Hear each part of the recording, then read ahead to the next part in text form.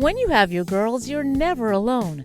You get together for coffee, maybe to work out, or just to laugh. We created Hey Girl, just for you. Can't wait for you to join us. Hey everybody, welcome back. I'm your girl Kim with an E, and this is episode 101. Can't believe it, but here we are. If you're just joining us, want to let you know that Hey Girl is a safe space where you can share your experiences and be affirmed. Let's face it, life can be complex and sometimes overwhelming.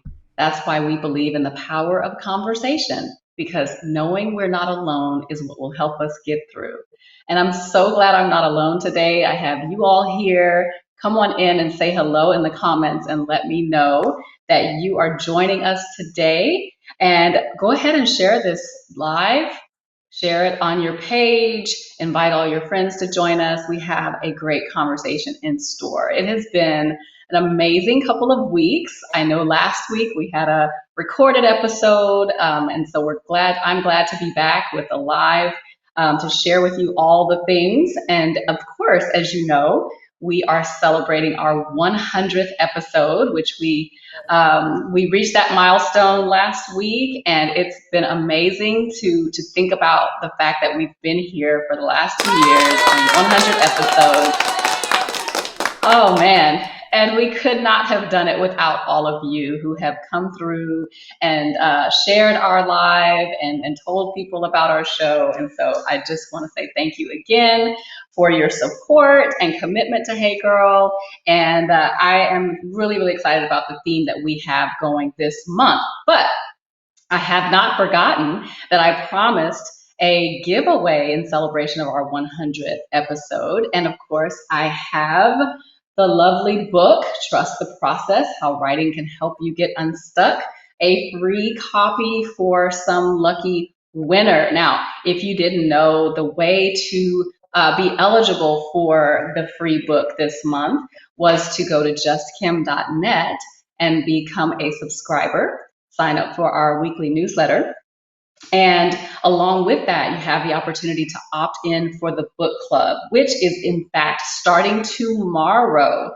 I still invite all of you, whether you're a winner or not, hopefully you have the book, and I would love for you to opt in for the book club, which is starting tomorrow. It's a private Zoom with a small group of ladies who will be reading the book together and offering feedback to one another. And then at the end of the month, I'm going to come into the Zoom and we'll talk about what the book did for you or what it lacked that it perhaps needed. So I'm very interested in hearing your opinion. So tell me, how many of you who are watching right now have the book already? If you have Trust the Process in your possession, put in the comments, got it, and let me know that you have one.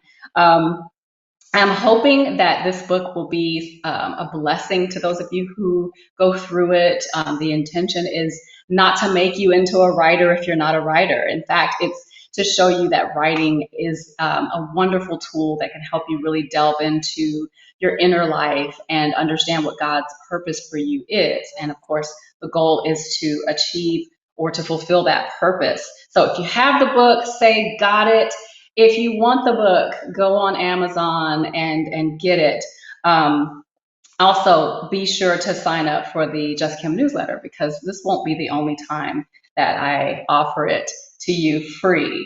All right, and so I know we're anxious to know who won, right? I wish we had a drum roll. You just have to do your own drum roll because I'm about to announce the winner. But first, I want to also remind you that Hey Girl can be found on YouTube. And if you're not or have friends who are not on Facebook, I encourage you to send them over to our YouTube channel. And also, if you would, those of you who watch us live, if you would still also follow us on YouTube, that would be really, really helpful. I have some upcoming changes that will be happening with Hey Girl. I'm not ready to announce them just yet, but I just would love for you all to be connected on all of our platforms so that when those changes come, you will be ready. Okay, so who's with me? I don't see anybody saying hello yet. So just say hi in the comments and let me know you're here. And as I said, I have had an amazing couple of weeks, and one of the things that I'm most excited about, interestingly enough, this month's theme is health and fitness, healthy living, healthy eating, all the things. And this past week, I was actually visiting in LA, and one of my all-time favorite social media influencers, as probably the same for many of you, is Tabitha Brown. So, of course, while I was in LA, I had to go to Kale My Name, not knowing that I didn't even dare to dream that I might actually see her there. But wouldn't you, as luck, not luck, but as God would have it, she actually was there while we were there, and she was all the things that she is on her social media. Like, that's truly her. She was just so warm and so gracious. And we got to chat a little bit, and I definitely asked her if she would be a guest on my show, and she took my information. So we'll see. We'll see. Anything is possible. As my guest today has encouraged me to have unrealistic faith, I am indeed holding out hope that Tabitha Brown will one day be on Hey Girl. And if you follow her on her social media, on her Instagram, feel free to go slide up on her comments and say, hey, you should be on Hey Girl. That would be fine with me if you did that. Let's see if we can make that happen. But whether or not we do, it was an amazing experience. She's a beautiful person inside and out, and the food was good. The food was good. Yeah. So if you're ever in LA, definitely try to get by. It's a beautiful little space. It's not real big, but they have a really nice vibe going. Everyone there is very kind, and the food was also good. Okay, I know that we are anxious to get into this topic for today. This month, like I said, is all about living our best life, right? Like, this show is about us living our best life. And this month in particular, we're focusing on how we can do that by taking care of our bodies in various ways. So I don't want us to think this month is only about exercise and diet, because there are other aspects of health that we will also be talking about. So I'll save the introduction of future guests for now, but just know that this month is going to encompass a wide range of topics. But to kick things off, I would like to introduce to you, or reintroduce to many, my good friend Donna Green-Goodman, who is a perfect person to have this conversation with. She has a career in public health as a public health educator. She graduated from Oakwood University with a degree in home economics and nutrition. She earned her master's in public health from Loma Linda. And over the years, Donna has provided leadership in developing, implementing, managing, and evaluating public health initiatives, interventions, programs, services, and staff at the national, state, and local levels, and in the college and university setting. She has served as a national ambassador with the Susan G. Komen Circle of Promise campaign. She's been a Food for Life instructor and served on the advisory board for the Let's Beat Breast Cancer PCRM initiative. And she is also a 25-year breast cancer survivor. Donna has discovered the value of the power of plant foods in preventing and reversing disease, and has authored 3 books on healthy living. Here to talk about all of this and more is Donna Green-Goodman. Welcome, welcome to Hey Girl. Hey girl. Here. Oh, I'm so glad you're here. How are you? I'm doing good. I'm doing good, except for this cold weather. I'm waiting for spring I to really break. know. I know. What is the deal? Like, I walked outside today and I saw the sunshine, and I was mistakenly believing that it would be warm. And then I stepped out of my car and I was like, oh, no, that is not it. And sometimes around Easter, if it's in March, you get these cold temperatures, but we're almost in the middle Right. of the month of April. I'm like, what is going on? But we I could have had cannot. tornadoes. Oh, You said what? we could have had tornadoes. That's true, and that's typically what April is all about here in Alabama. So I guess we can't complain too much. Not, mm, But I'm definitely ready for some warm weather. Maybe we'll get it next month. We'll keep holding out hope. yeah, Certainly by May, we should yeah. get And some then it'll warm be weather. summertime. Yeah, then it'll be so unbearably hot, we'll all be miserable. We just can't win. So we have Teresa Lynn, what's the last name? Rozier? from Mhm. Austell, Georgia. So good to see you, Ruth Butler. Glad to have you here. Welcome, everybody. I'm glad you're here. And yeah, definitely tell us where you're joining from, especially if you're not in Alabama. And is it warm where you are? Because it's not warm here, not yet. So Donna, I have known you for a while. We have a lot of family connections, but what I want to begin with as we have this conversation is thinking about you as a college student at Oakwood. You majored in health and nutrition very appropriately, but I'm curious to know if then you envisioned where you are now. Like, is this the path that you saw for yourself um, when you were an undergrad at Oakwood? I don't think I saw the detail like this, but I always wanted to help people. And Mm, I majored in home ec. Dr. Ruth Faye Davis was my primary professor, and she was encouraging me to become a dietitian. And at that time, dietitians were mostly hospital based, and I was not interested in that. So mm, I continued to take courses, and while I wasn't interested in being a dietitian, I really loved nutrition. And probably my junior year of college, I needed to take a couple more courses, and they were not available in my major. I had to take them as a special topic class. And I ended up taking a science class with Dr. Ephraim Gwebu that was nutritional biochemistry. And for the first time in my life, nutrition was altogether different for me because I was hanging out with students who were science majors, my boyfriend at the time, all of his roommates, my best friend. And so I was by the science building. Dr. Cooper had taught me when I was in the academy, and I really didn't like it because it was just general information. But when I took Dr. mm, Waibel's class, and he's telling me what happens inside my body when I ate a sandwich at the snack bar or at my parents' mm. store, then it's like, wait a minute. So that's what this Krebs cycle or something means. And Mm, then I took another course with Dr. Graber that was an independent course where we literally measured the blood of volunteer students on campus, and then we put them in the centrifuge, spin it down, to see whose blood would clot the quickest. And the meat mm, eaters clot more quickly than the vegetarians. And back then, the vegetarians were still eating milk and eggs and dairy products, but their blood did not clot quickly. And I'm like, okay, I'm really interested in this. And then I took another course about health, and I'm like, I think I want to teach other people how to be healthy. And that kind of um, formed my real interest. I spent a little bit of time thinking I could teach health through dental hygiene. Got to Loma Linda, and the next day we were supposed to be digging in each other's mouth. I'm like, this ain't it. And I went across the hall, really, really, because Dr. Scott, he let me come in his office when I was here in Huntsville, and he was so kind and compassionate. And a lot of what they were teaching the patients was good oral health care and that sort of thing. And I enjoyed that interaction. But when I got to Loma Linda and they told us the next day that we were going to have to dig in our partner's mouth, not going to happen.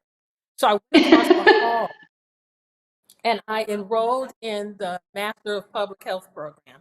And from that day, when I got back to the dorm, there were a lot of people looking for me, my teachers and everything. I'm like, I'm out of here.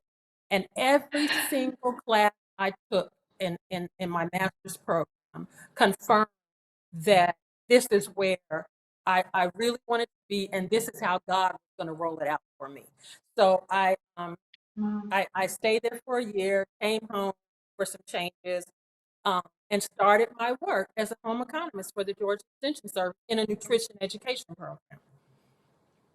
Wow. So you had a pretty straight path then. It was a matter of tweaking the particular Right, focus, but you were pretty clear early on. right. So what then was your life and career like from that point until the diagnosis? So like Oh, what was going on in that time before? Because I'm interested, of course, in how it shifted after. okay. So when I was a student at Oakwood, I had a lot of female problems, but I never Mm, connected them to my lifestyle choices other than maybe I was eating too much fat or I need to exercise.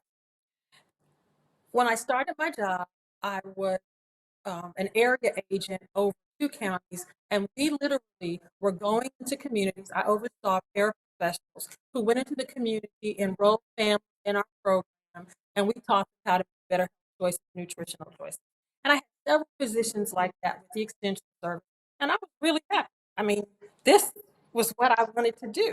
And then I ended up at the state office as a health specialist, and what they were trying to do was improve the interaction among Black and Brown people around the state when it came to nutrition. So I became a specialist where we would train county agents at the level where I used to be, and then we would answer questions. We would put on um, teleconferences. We would teach people how to can, all the kind of dream stuff that you want. And then we left there when my husband got a position in South Carolina. And I went to South Carolina. I met a young lady who became a good friend of mine. And we were just out looking for jobs one day. And I stumbled to Morris College. And I started talking to the people there, came for an interview, and they hired me on the spot. So I taught Mm. college for a couple of years. And then we wanted to put our son in church school. So we moved to Columbia so that I could do that. And I started doing some tobacco cessation kind of programs. I missed the camaraderie. You understand, because of our family connections, the value Mhm. of the community around HBCU. And Yeah. our HBCU is really special. And so we Mhm. were watching some things with my son, and I'm like, he needs to be around people. So we moved to Atlanta, and that's when I started working for Morehouse School of Medicine, doing a cancer prevention project. And I was teaching them Mm. all the things that were standard then. Don't smoke, don't eat high fat, get exercise, all the stuff that was standard. And Mhm. the same challenges that I had had with periods and fibrocystic breast disease in college had stayed with me, actually slowing Mm. down my ability to get pregnant. And I Mm. found a doctor that I really liked.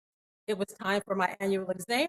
We went for the exam, and he said, there's a lump in your breast. We've been following it because it mimics one that you've had taken out. And what we want to Mhm. do is just do a baseline. Nobody can Mm. He had been watching it. I could move it around. I'd had a fibroid adenoma removed, and this grew back in the same spot. So Mm. while we're having the conversation, and it's interesting as you did the intro and you're talking about the things that you're going to talk about during Health and Fitness Month, nutrition is the first thing that comes to mind. But this physician Mhm. had cared for me now for about 10 years. And he asked, when's the last time you and Eddie went on vacation? And we couldn't Mm. remember. So he Mm. prescribed a vacation for us. He suggested Cancun. We were able to get some good tickets, and we Mm. went. And when we came back is when I found out that we needed to have another test, did it, but Mm. we're understanding now the importance of taking rest breaks. So we got on a plane and went to Portland for another meeting. And then when I came back the next time, the doctor's like, you need to see a specialist. So I went to see the specialist, Mm. and he said, okay, we can watch this or we can have surgery. So I decided to find another physician. I found a Black female physician in Atlanta, and she got me scheduled right away. As soon as she opened me up, she knew it was cancer. She told my husband Mm. and asked him not to tell me because she didn't want me to work. So I waited about a month, and I found out on July 3rd. My husband was getting ready to run the Peachtree Road Race. We had people in town. And that night, my sister and I got on the phone and I called the doctor, and that's what she said, you do have breast cancer and we need to do some more stuff. And I'm like, what are you talking about? Because Oh wow. all the stuff that I had been doing personally and teaching was within the list of behaviors that are supposed to reduce your risk, not just for cancer, but for diabetes and hypertension and so many other lifestyle challenges. So I was stunned. Yeah. I was completely stunned. So then after the second Right. surgery, they took out 17 lymph nodes, and there was cancer in 6 of 17. So I was diagnosed at stage 3.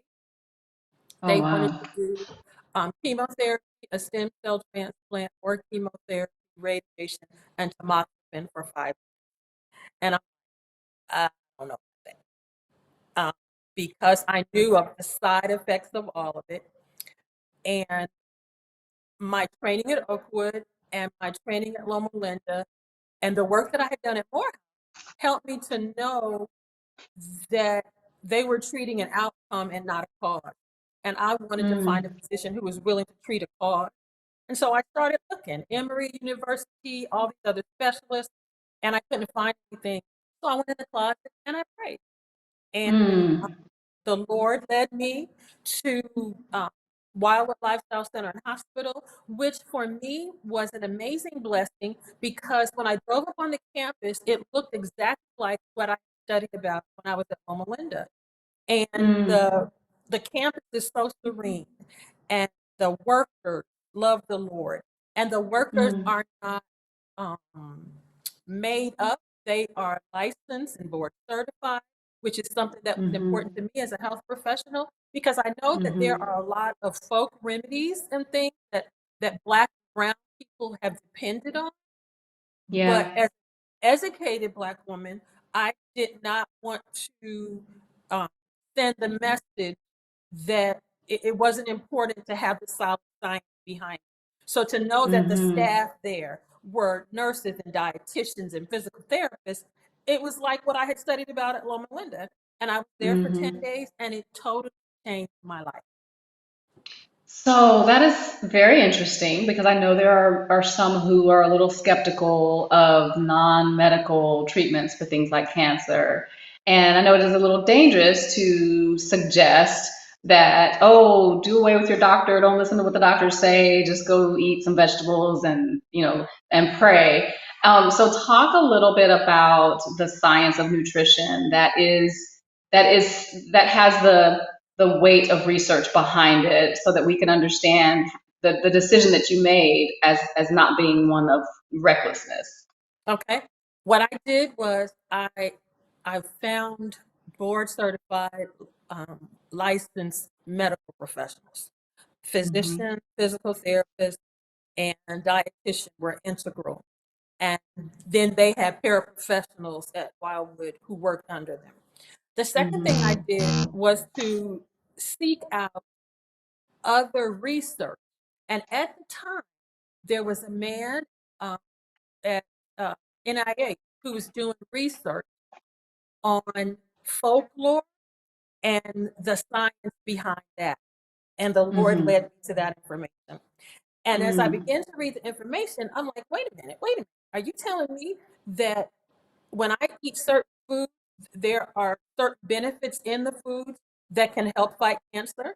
And when I eat other foods, there are risks associated with that because of some of the Mm. components. And as I begin to look at his research, he's finding out that in addition to and this was 25 years ago.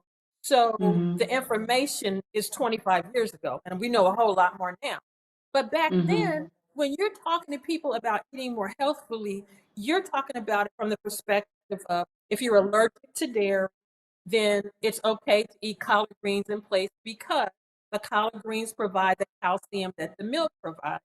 And you don't have Mhm. to drink milk to get calcium. You can get calcium from collard greens. And that was one of the challenges I saw when I worked in a WIC clinic, that there were Black and brown people who were allergic to dairy. There were Muslims who didn't eat pork, and the dietitians didn't have anything to give them. And I'm like, well, I'm a Mm. vegetarian. I know that there are other Mhm. options. And so as I did the research, beyond fiber and vitamins and minerals and water that are in food, because I believe in creation, that we didn't just show up on this planet after a big Mhm. boom. The creator Mhm. made these foods himself. He spoke them into existence. And Mhm. when he made them with specific ability. And what has been really in my head of late is we tend to look at uh, science as something that's outside of God. And it's Mhm. almost as if you and I went to Oakwood, but we don't know nothing about Oakwood. God made Mhm. everything. How does he not know what everything is about? That just didn't Mm. compute to me. And so we had studied all of the benefits of foods, but there was one thing in there that I had not heard of until I was diagnosed. And that's something called phytochemicals, which are plant chemicals. And Mm. this scientist was researching it, and he discovered that there were these phytochemicals, thousands of them in one item of food. So broccoli has thousands, and lemons have thousands, and they're still discovering Mm. them 25 years later. And he put them in there, and often it's connected to the color of the food, and Mm-hmm. that is to protect the food. And then when you eat the food, and a lot of times I'm talking to Black people, Caribbean people, or Southern white people. So I'm talking about cultural food. So if you're eating callaloo, rice and peas, and some kind of curry potatoes with garbanzo beans, if you're eating black eyed peas and brown rice, collard greens, and sweet potatoes and cornbread, all of those foods, when they grow out of the ground, in addition to giving you fiber and minerals, vitamins, they also provide phytochemicals. And when you eat Mm. those foods and those phytochemicals are released inside the body, yeah, they go scattering through the bloodstream, looking for blood Mm. vessels that are clogged, looking for cells Mm. that have gone crazy, um, Mm-hmm. helping your blood pressure to come down, opening up eggs that have been damaged in the ovary. It's just Mm. amazing the amount Wow. of power that God has placed in plant food. And when you think about it biblically, for the first 2,000 years, everybody was vegetarian and they ate fruits, nuts, grains, and vegetables. And it's hard to find disease before the flood. We didn't see a lot of disease until after the flood. And so I'm armed with this information. And I, of course, wanted to know which ones were directly related to cancer because at that time, my dad had been diagnosed with colon cancer. My brother had Mm. just been diagnosed with AIDS. And a few years later, my mom was diagnosed with endometrial cancer. So cancer, was important to me. Mm. And things like red foods, watermelon, tomato, guava, all of those things have lycopene in them, which just, Mm. it's like a Pac-Man. It goes to the bloodstream and it's killing everything that's in its sight. Garlic has some substances that make tumors shrink. And I'm reading this and I'm Mm. like, Lord, why didn't I know this before now? And see, that's the thing that a lot of communities have relegated this to willy-nilly hocus pocus stuff. But Mm-hmm. in the last, I'd say 5 years, along with Tabitha Brown and other people like her, we Yeah. are discovering the solid science behind it. And the large group of people now that is adopting the plant-based people are Black and brown people.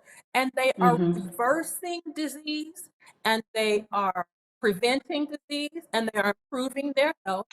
And I really believe that in addition to the fiber that's really important in the plant-based diet, these phytochemicals are only found in plant foods and the response of the body to them is to literally Mm-hmm. reverse disease. We have patients who have been able to cancel being on dialysis.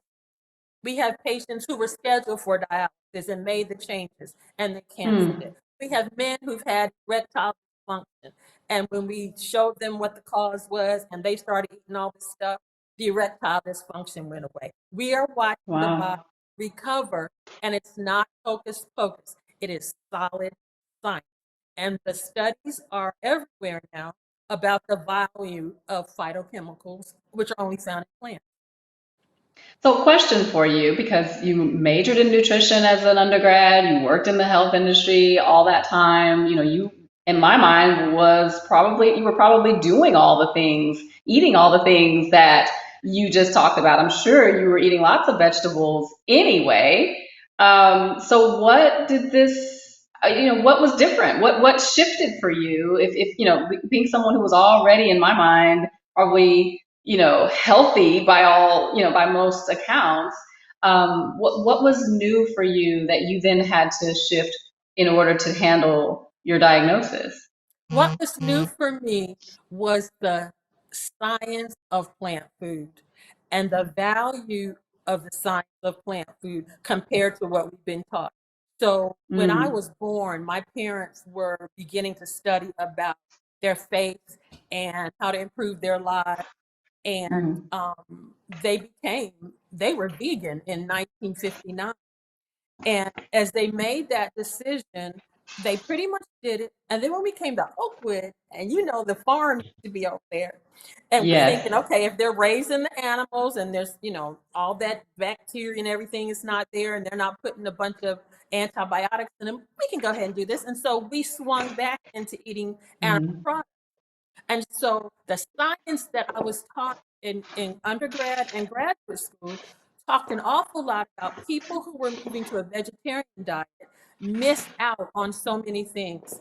And you need to eat milk and cheese and eggs in order to get the nutrients that you're not getting on a plant-based diet, Mm. specifically protein. And so as I began to understand that that was not accurate, I'm like, okay, so I've got to give it up. So I went Hmm. from being a lacto-ovo vegetarian to being Mm-hmm. 100% vegetarian. And there's a lot of buzzwords that are being used now: um, vegan, plant-based, plant-powered. I Yeah, let's unpack that. A fully plant diet is what I do now. And Okay. for years, and while I was at Loma Linda, my best friend was actually in the epidemiology department where the Adventist health study was going on. So there's loads of data that prove that a primary plant-based diet is best. And then within that study, you have people who were lacto-ovo vegetarian, some who did eat some clean meat, and then others who didn't eat anything.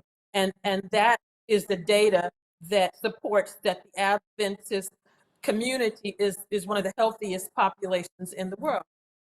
And so as I began to understand that I don't have to eat that other stuff, because we used to teach people that plant products didn't have complete protein. So you had to Mm-hmm. combine beans and rice, or cheese and a pasta, peanut butter Mm-hmm. on brown bread, eat some nuts with something.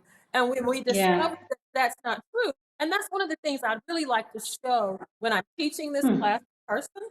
Um, I have a slide that looks at the amino acids. The proteins that we eat are made of amino acids, and there are Mm-hmm. essential amino acids and non-essential amino acids. And the essential amino acids are the ones that your body can't make. You literally have to eat the food to get them. And so we used to Mm-hmm. say the only way to get them was to eat meat or dairy products. Well, it turns out that broccoli, for the amount that you're supposed to have daily, broccoli, Mm-hmm. um, northern beans, sweet potatoes, all have 5 to 10 to 20 times more of the Mm. amino acids that we used to think you only could get Hmm. through meat. And so as I begin to Interesting. make the personal change, and I think that's um, one of the reasons that I'm glad we're having this conversation from the science perspective, because Yeah. a lot of people learn this, and the principles that are taught at Oakwood University that we call health principles, New Start, that sort of thing, Mm-hmm. are not very different from some public health principles. A study was done by Breslow and Brelock in the 70s that talked about many of these same principles and how you have a better Mm-hmm. outcome. But our whole system is based on data from white men who live a life that is based in animal food. And that's the Mm. standard.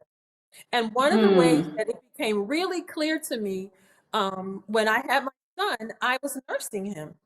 And he was just growing. And every time I took him to the doctor, he was way off the chart. And I'm like, what in the Hmm. world is going on? And I discovered years later that part of the reason that he appeared to be off the chart was because the charts are based on bottle fed babies Hmm. and their growth instead of breastfed babies and their growth. So if you switch the Interesting. chart, then the bottle fed babies would appear malnourished because the Wow. breastfed, isn't that amazing? It's amazing. Wow. So And we're so, basically our standards of health are actually lower yes, because they're based on this yes, information that is evolution, incomplete. the evolution theory, that's what really Interesting. makes the difference. And people of faith, whether they are of our community of faith, the Muslim community, they do not eat that unclean food. That's just not what they're going to do. When we talk about Mormons, they're not going to do caffeine. I believe it's the Buddhists who are plant-based because of their understanding of when a person dies, where the body goes, so they don't want to do that. And sometimes you're made to feel illiterate, stupid, but it's Yeah. because the standard that we're using Interesting. is an evolution-based standard instead of God's standard. And we're all looking at Wow. the same information, but we're interpreting it from our perspective. And so when I saw that Wow. the Creator made all this stuff, and specifically for me, the reason they wanted me to get on tamoxifen was because tamoxifen is going to block my tissues from accepting the estrogen to create more cancer. Well, the things Mm. that you find in lycopene and in garlic did the same thing. And for me, Mm. it was a no-brainer for me. And over the Well, last 25 years, I've talked to so many women whose doctors don't understand this, and they're really mhm. concerned, and they decide that they're going to do all the treatment. And if that's their decision, I support them in that. But then they really need to make some more good choices so that their immune system won't be totally wiped out by the Yeah. traditional medicine approach. So I want to back up for a moment, Donna. You laid out a lot of information here. In particular, I want to back up to the vegetarian diet that includes still milk and eggs. And I want you to talk for a minute about what the harm is, or potential harm or risk that may come from dairy, milk and dairy. Okay. What A lot of what's yeah, what's wrong with eating, eggs and drinking a milk, lot I of times guess. people approach it from all of the horror stories, the way the animals are treated, all of Hmm. the horrible things that happen on these farms. And that's why, and let me say this parenthetically, that's why we have these different levels of vegetarians, and Hmm. vegans, for the most part, are doing it because they believe in the sanctity of the animal and they want to preserve the animal's health. But when we Hmm. look at um, animal products, they don't have any fiber in them. And when you look at it from a biblical perspective, the food that God gave us initially were fruits, nuts, grains, and then vegetables were added. And that's all we needed to eat. It wasn't until after the flood, when there was no herbs or anything on the ground, that he introduced meat. But it was with um, specifics assigned to it. So there were Hmm. clean animals that you could eat and unclean animals that you were not to eat. And then the Bible says that never for you to eat the blood or the fat. And Hmm. so when we think about eating meat that doesn't have the blood or fat in it, that is what we call kosher meat. And when Hmm. I was a little girl, we lived in Jersey and the Jewish communities, that's what they did. When in Atlanta, we went up in the Jewish community there, and you could go into their stores and you would see kosher meat that has been killed differently, and all the blood and the fat has been taken away. And the fat, the Bible says, is going to be an abomination to you and all your descendants. And so when Mm. we think about it, we only think about meat and fat, but the fat of the animal is milk and any product made from that milk, which would Mm. mean cheese, butter, ice cream, yolk. And the reason that it's not so good to eat the fat is because the fat clogs the system. It does not have any fiber in it. It does not have any phytonutrient benefit to us. Um, it hardens the blood vessels. Many Mm. times when we eat the meat and it's not kosher, we're also eating the blood of the animal, which means we are bringing whatever is in the blood. And that came home real clear to me when my brother was diagnosed with AIDS, and he was so upset that I had been diagnosed with breast cancer because I seemed to be doing more healthy things. And he wanted to help me, but he couldn't help me because there's no way that I could take blood from him because of what was in his blood. And what happens when we Mm. eat animals and we're eating the blood of the animal, we get whatever is in the blood of the animal. The other Mhm. thing is Mhm. the protein that comes from animals and animal products has something in it called insulin growth factor. And that makes good cells grow and bad cells. And when the bad cells Mm, grow, that leads to an increase of cancer, proliferation of cancer, and malignancy. There's something called mm, TMAO that injures the blood vessels that comes from the protein of the animals. And when the blood vessels are injured, it creates inflammation in the body. And I'm sure you've heard a lot about how inflammation increases your risk for other diseases. And so mhm, when it's inflamed, then that's going to make you have more plaque in your blood vessels, which means you're going to have mm, hardening of the arteries, which is going to increase your risk for not just a stroke or a heart attack, but erectile dysfunction, blindness, mm, um, neuropathies in your legs, all because the blood vessels get hard and the blood can't go through it. Even your blood pressure goes up because of that. The other thing that mm, happens is there are high levels of phosphorus in the protein of animals, and this is a hormone is that's released when you have high levels of process and the blood system becomes acidic. And literally, this starts to cause other damages to the blood vessels. There's iron in it, which is animal iron. It's harder for the body to handle that than it is iron from raisins and black beans and rice. mm, Sulfur is more concentrated in the protein of animals, which literally then causes an acid environment like the phosphorus does. And then because the blood system has become more acidic, the body leaches calcium out of your bones to make up for the mm, imbalance. And so we find now that that's softening. When I was a home economist for the extension service, we were talking a lot about women who had osteoporosis. And the picture that we would use would be honeycomb. We found honeycomb and we mm, would share that to our clients to show them this is the porosity that happens when you literally are losing calcium from your bone. And so mm, when you're eating meat that's high in protein and high in phosphorus and high in sulfur, it leaches the calcium, so it increases your risk of having bone damage. And then the other thing mm, is when a doctor goes into your body, I was reading somewhere today, somebody locally had a stroke and they want to go in to see if there's any blockage in the blood vessels in the neck. They check in the heart, they go up the groin, look at it. They're looking for mhm, plaque.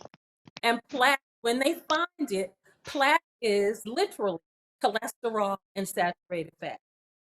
And so when we eat animals, yeah, you might get some protein from it because it's from an animal that has protein, but you get all yeah, these other things as well. And then mm, um, when it comes to the milk, I found later because I had a lot of problems with ovaries and period regularity. Um, you raised girl. I had a son who literally I had to tell him what was wrong with mommy because the periods it was just horrible. And oh and he was like wow, 8, 9 years old. And we found that the sugar in milk our bodies can't digest. So we end up getting a lot of mm, gas. But in addition to that, the sugar in milk irritates the ovary that can literally mm, lead to polycystic ovarian syndrome and other irregularities in a woman's cycle. And so we were concerned for years because of the model that we were using that you weren't going to be able to get all the nutrients. But when we've done the research, we've discovered not only do you get all the nutrients, but you can live a good life without mm, having to add animal products to the body. And then one thing that has happened recently is that they have made certain processed meats a level 1 carcinogen equal to tobacco. And then the level 2 are things like fish and turkey and chicken and all of that. mm, mhm. Okay, that's a lot. Um, what I want to go to now then is all of us who are listening to you and going, "Oh man, I'm gonna have to, I'm gonna have to stop eating this and stop eating this and stop eating this, and I can't have this and I can't have that." So let's talk about what then do we eat? What then does our day-to-day life look like when we sit down to a meal, or should look like? And does that mean that we just have to suffer through it for the sake of our health. Listen, that was probably one thing I didn't have to worry about.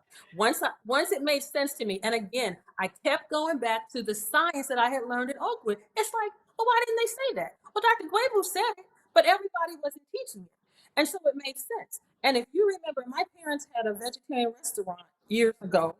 So Yes. eating good vegetarian food wasn't a problem for me. What the challenge was, now I had to figure out, how do I make macaroni and cheese if I'm not using cheese and milk? How do I make ice Yeah. cream and cheesecake and all those sorts of things? And again, our mindset has to be that we were created by an amazing God who gave us every single thing that we need. And I sometimes compare making the change in our diets to people who study the Word of God and discover Mm-hmm. we didn't come through evolution. There's a creator. Um, Mm-hmm. returning God is a concept that's going to be a blessing. Forgiving people. These are concepts that we're not necessarily taught as the main thing. And as we walk closer to God, we discover the benefit and the blessing from it. And so when it comes Mm-hmm. to what am I going to eat on my plate, Tabitha Brown goes in the kitchen and she prays, and the Holy Spirit Yeah. tells her, okay, go get you some mushrooms and mash up some stuff and put in the center, and you're going to have you some deviled eggs. And what I like to Yes. do is I like to try to listen to where a patient is and figure out what's important to them. Because Mm-hmm. one of the challenges with eating more healthfully, again, the larger message is coming from the majority population who don't Yeah. season their food and they don't know much about our culture. And so if I'm Mm-hmm. talking to a Caribbean, I shouldn't be pushing that he eats broccoli because that ain't what they do. They do callaloo. Mm. And there was a study recently done at Loma Linda by some dietitians who were Caribbean, and they are explaining when you eat these Caribbean foods, this is the benefit from it. So if you have a plate that may have some barbecue chicken and some mac and cheese and collard greens, sweet potatoes, and cornbread, the only thing that you have to take off that plate would be the barbecue chicken. And if you wanted to have Mm-hmm. something on your plate that looked like, tasted like, satisfied your craving for chicken, you could use vegetarian meat substitutes. You could make your own vegetarian substitute from stuff like nuts or oats. You could use this fruit that everybody's using now, Jackfruit. jackfruit. You could use Mm-hmm. tofu. So you've taken care of that. You go to the macaroni and cheese, and years ago when I started eating this way, my mom and I are trying to be like Jesus wants us to be. And we're making mac and cheese, and we take it out of the oven, and the cheese was still sitting on top of it. And we like, this ain't gonna work. So when you find a plant-based cheese that you like, you substitute that. If your mama makes mac and cheese with cream cheese, find the non-dairy version of it. If she uses egg, find you some non-dairy egg. If she likes to use coconut milk, find coconut milk, and you play with that recipe until it tastes like what you want. The collard greens, many of us use smoked turkey neck or wings instead of using pork. You find Yeah. smoke flavoring, literally the smoke that you would use for barbecue, or you can buy something called bacon. You can also buy smoked paprika, which gives you the flavor. The cornbread, you Mm-hmm. want to use whole grain cornmeal because the cornbread that's in the store or the cornmeal is enriched, meaning that they took all of the good stuff away from it, probably 30 or 40 nutrients, and put back in about 17 and said it's enriched.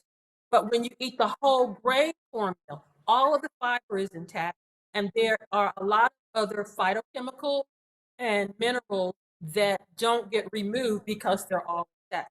For the sweet potatoes, if you're in a home where people don't want to use any sugar at all, then you use fruit juices to sweeten those sweet Mm-hmm. potatoes and put them in the oven or cook them on top of the stove. Vanilla is a good sweetener, and that's the way to do it. What about dessert?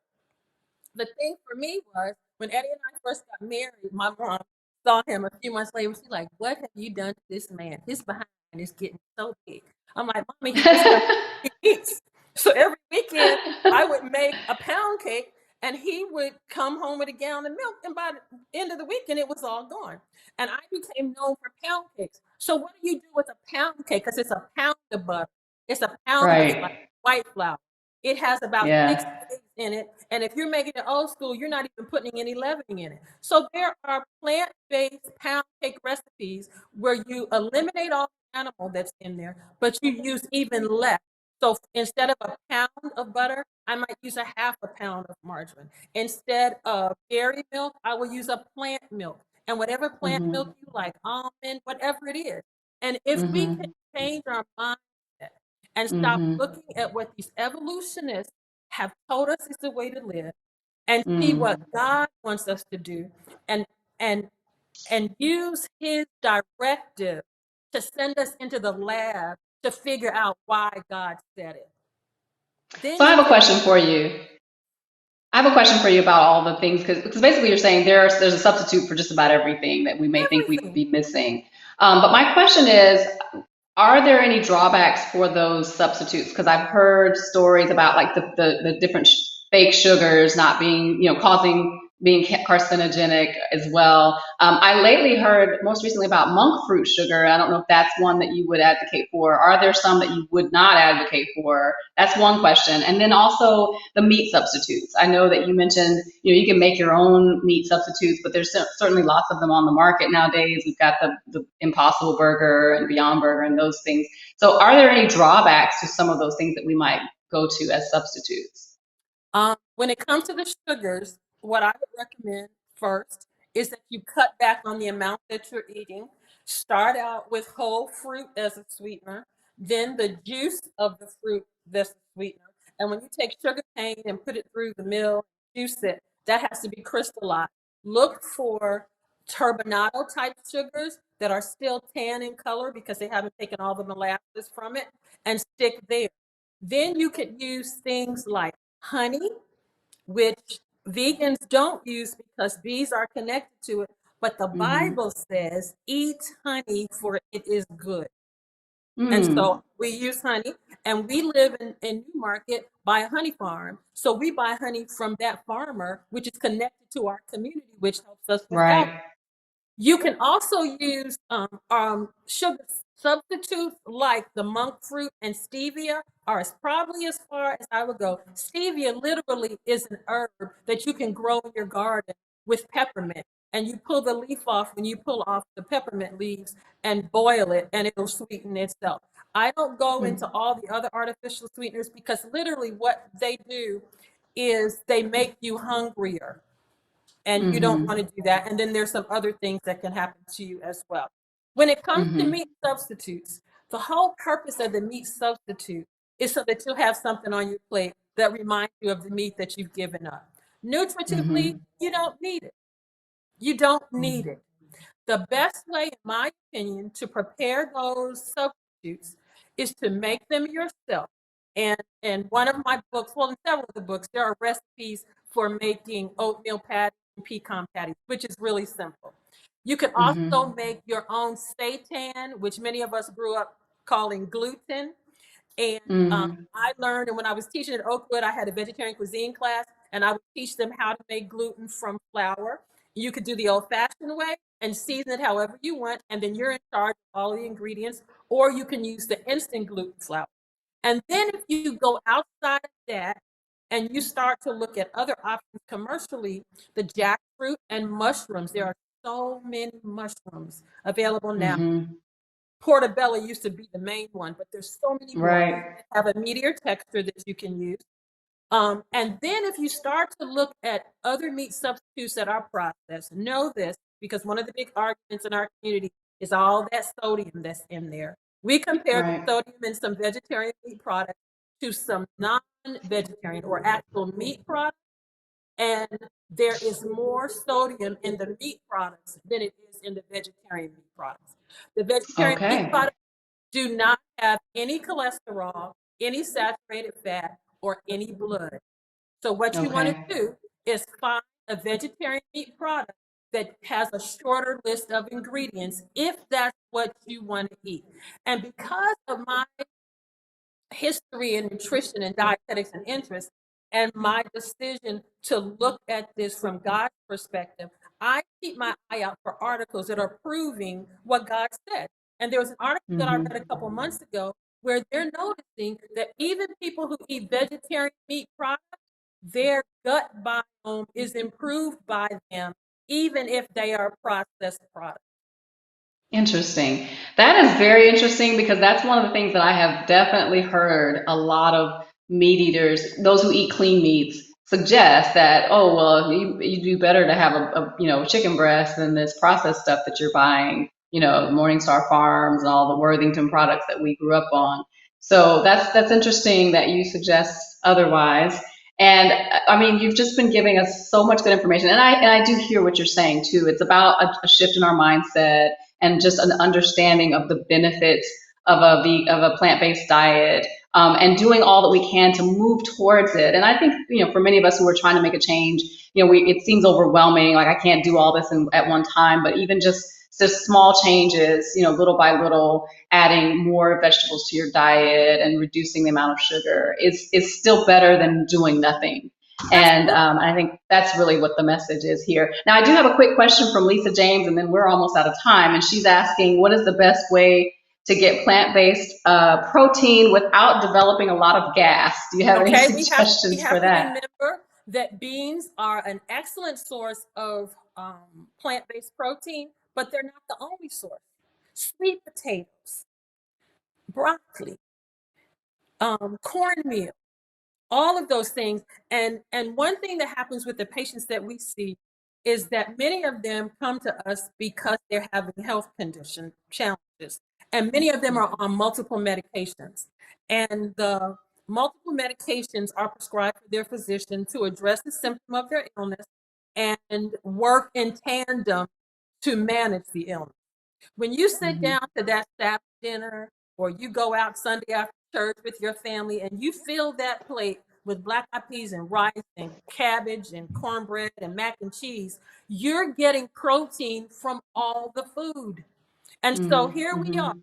25 years later from my diagnosis, and the message that we're still getting is that a plant-based diet doesn't give you enough protein unless you're eating a bunch of beans that give you gas. Now, if you want to eat the beans, really, because that's what we were Yeah. taught. That's what we taught. If you want to eat the Yeah. beans but eliminate the gas, you soak the beans first and you pour the water off before you cook them. You can add ginger to it, and that's the way to lessen the amount of gas. And then know this, because when I first started eating this way and got rid of all the animal products, I was at Wildwood for 10 days.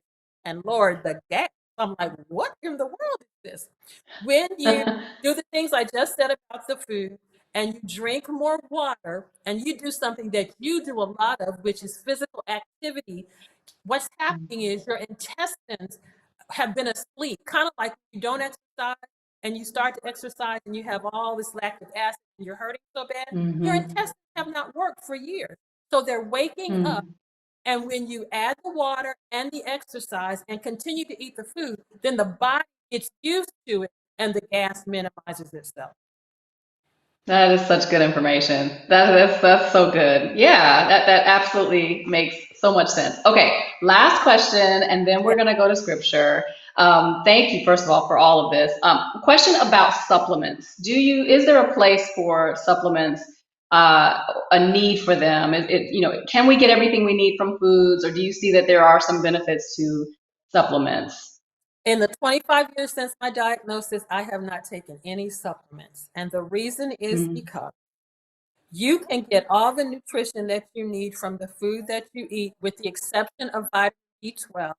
So if you are doing any processed things like processed plant-based milk, processed yogurt, even processed ice cream, I'm sure is in there because it's made from the milk, they supplement the B12 in there. So you're going to get it. The only time I would recommend a supplementation is if your doctor does lab work and your Mm-hmm. labs say that you're lowering something. Because when it comes to the vitamins that we eat, some of them are water soluble, others of them are fat soluble. So if you're taking Mm-hmm. all this vitamin C and your body doesn't need it, you are Mm-hmm. peeing expensive urine. If you take a lot of supplementations of the vitamins that are fat soluble, they can be stored in the fat in your Stored. blood and system, and it Mm-hmm. becomes toxic. And it's just Mm-hmm. so not in our minds to think, okay. And as a mother, you know, with your children, this is what you need, and this is what you need. And you know it because you're mom. God made Mm-hmm. us. It's so hard for Hmm. us to have unrealistic faith and believe Yeah. that when God made Adam and Eve and said, you may eat freely of all these seeds and all these herbs. And then we get to Revelation, he says that the leaves of the tree are for the healing of the nation. And when you look in the book of Jeremiah, I believe it is, he says that in vain will you take any medicines, for they will not cure. Where's your faith? Where's your faith? Hmm. Where's your faith? And Mm-hmm. it was hard to Hmm. do this. 5 years out, my doctor asked my husband how I was, and she thought at 5 years I needed to come back and do chemotherapy. Hmm. Hmm. Walk according Just to what not. it just doesn't make sense. Do Yeah. what God says, be an example of what doing what he says will get you. And then if you are of the mind who is educated, who's interested, who can sit and look on computer and Google good, solid, peer-reviewed articles, it'll tell you right there. And it's like, because that's what Mm-hmm. Jesus. And he Yes. wants us not to have all these other diseases. Oh, Tanya, I see what Tanya is saying here. She said, last week I made a full vegan Sabbath dinner, including 2 dishes from your cookbook. Chinese cabbage, vegan mac and cheese, plus some coconut basmati rice and Mhm. salsa lentils, and my family loved it.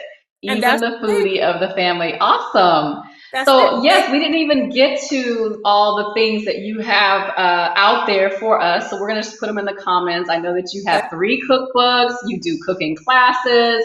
Very quickly, tell us about the upcoming workshop that's going to be Yeah, taking place yes. also. This next Friday, Good Friday of Alumni Weekend for us, I'm doing a live with some of my fellow alum who are practicing what we now call lifestyle medicine. Dr. Columbus Mhm. Batiste, many of you know Ruby Lathan, she's from here. Faith Felder, my husband Eddie, and Eric Walsh are going to speak from the scientific perspective, but Yeah. connected to what the Creator God wants us to do. And I was really moved to do this by a fellow alum who's watched so many of our friends die prematurely. And what I Yeah. wanted to do when I agreed to do this was to share this information with people like you, Kim, who we've been Yeah. blessed to have the education, and all we're hearing in our ear is the theories of evolution. But the science Yeah. is God's science. And the same way he created gravity, he created fruits, nuts, grains, and vegetables so that we would live a healthy life, prevent disease from happening, reverse it if it came, and show other people how to make the same choices so that they can have his greatest wish, which is that we prosper Hmm. and be in good health. And you are a living witness. You are a living Praise, witness that it's real. So, praise Jesus. I mean, just in your body and in your work, you are showing us that what is possible if we follow His plan. So, I really, really appreciate you coming and sharing all of this with us. Definitely, guys, check out all of the resources that she has out there available to you. Particularly if you're trying to make this shift and don't know where to begin in terms of the making the meals and so on. There's she has some great things out there to help you with that. You don't have to go it alone. So super excited that you had all that to share with us. And now I want to actually go to our scripture, but you guys hang out. We still have to announce the winner of the free book, but I want to go to the scripture, which is your favorite, Donna.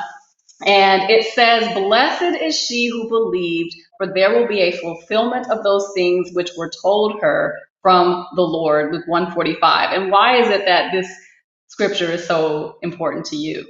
This became my favorite passage when I found the story of the angel visit to Mary, who was promising her something that no one had ever heard of. And she and her husband Elizabeth are having a conversation. And as she became convicted in her spirit, the angel said, blessed. And everything that God has said is going to happen. And as I Mm, made the decision to make lifestyle choices to treat my disease, it was hard. because people thought I was crazy. But the Bible said that if you hearken to the voice of the Lord your God, do what's right in his sight, give ear to his commandments, and keep his statutes, he won't put these diseases on you. I said, I'm going to believe it. The Bible says, I will not die, but live and will proclaim what the Lord has done. The Lord has chastened me severely, but he hasn't given me over unto death. It says that you will have life and have it more abundantly. It says that I'm the Lord who heals you. And if I'm listening to those things which sound impossible, but God said it to me and it's his word, blessed is she who believes, because there will be a fulfillment of those things which were told her from the Lord. And the Lord has honored my obedience and faithfulness, but at the same time, I had to watch my parents and my brother die. And I was confused because of all this obedience and what he says. But we tend to limit God's healing to physical healing, and you still walking across terra firma. But healing also comes in death, because God has given that person time to get their stuff straight with him. And when they go to sleep, they don't know how much time passed. And the next time they wake up, they are healed. In eternity. Yeah. So beautiful. Thank you so much, Donna. That's good stuff. I appreciate everything about your presentation today and the testimony that you have for us. And I think that so many of us can identify with the challenges, but also the need for faith and just remembering what we've been taught and what we believe, and make sure that we are acting on that belief. So thank you again. We're getting some comments coming in, thanking you as well. So awesome stuff. Okay, so we have to go, guys. We are over our time. Thank you, Donna, for being here. Real quick, let me announce the winner of our free book giveaway. For those of you who are still interested in getting a copy, whether you're our winner for today or not, go to justkim.net, and there's information there about how to get the book. You can also sign up for the Just Kim newsletter. We are, as I said before, starting a book club tomorrow. For those who have the book, are interested in getting the book, we'd love for you to join the book club and follow along with a group of women going through the book together, and hopefully it will be a blessing to everyone. Okay, real quick, let me see who our winner is. I wish I had a drum roll. Everybody, pound on the table where you are for your drum roll. And the winner of the free book giveaway in celebration of the Hey Girl 100th episode is Ashley LeBlanc. Ashley LeBlanc, you are going to get a free autographed copy. It sounds so funny to say that. Autographed copy of Trust the Process. Yay! Thank you so much for signing up and being a follower. And I hope that you enjoy it. I will send it out to you, and hopefully you will join the book club as well. All right, guys, it has been a great day. I hope that you have been blessed by the information that was shared. And next week, we're going to continue this conversation about health and fitness.